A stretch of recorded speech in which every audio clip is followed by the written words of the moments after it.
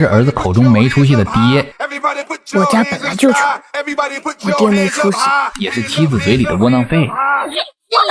却在这世间最喧嚣的地方挥出了最安静的一拳。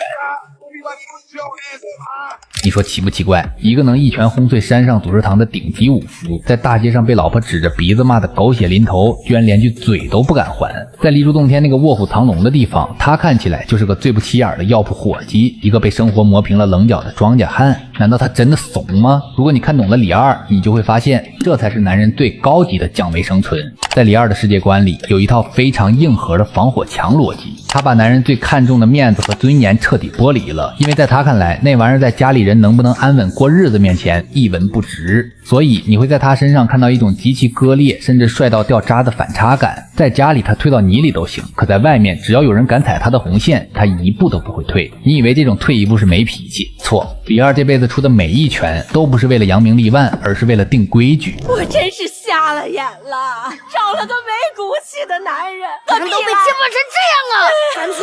我给你李二当爹算了。不愧是我李二的崽儿，爹要连夜出山一趟，跟你娘亲说一声，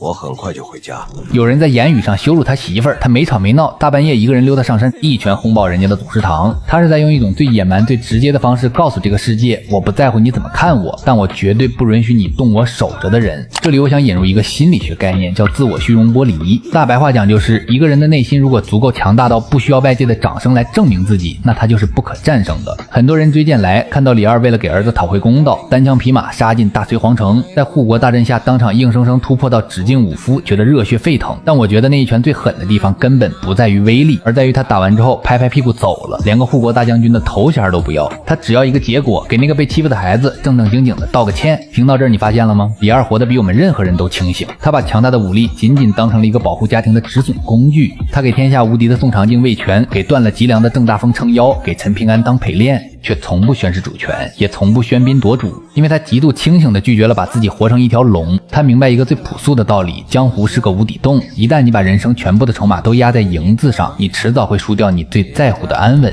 回过头来看看现实里的我们吧，有多少人为了那点可怜的职场虚荣，为了酒桌上的面子，为了在陌生人面前表现得像个成功人士，把最坏的脾气最难听的话都留给了家人，却转过头对着外面的世界卑躬屈膝。李二就像一面镜子，狠狠地抽了这种窝里横的心态一记响亮的耳光。古人云，大勇若怯，大智若愚，这话翻译成大白话就是，真正的狠人从来不在没意义的事情上浪费情绪。李二挥出的那一拳不是为了证明他有多能打，而是为了守住那个叫家的1亩3分地。人这一生迟早要面临一次终极选择，你是要无休止的向外赢下去，还是要死死守住某样东西。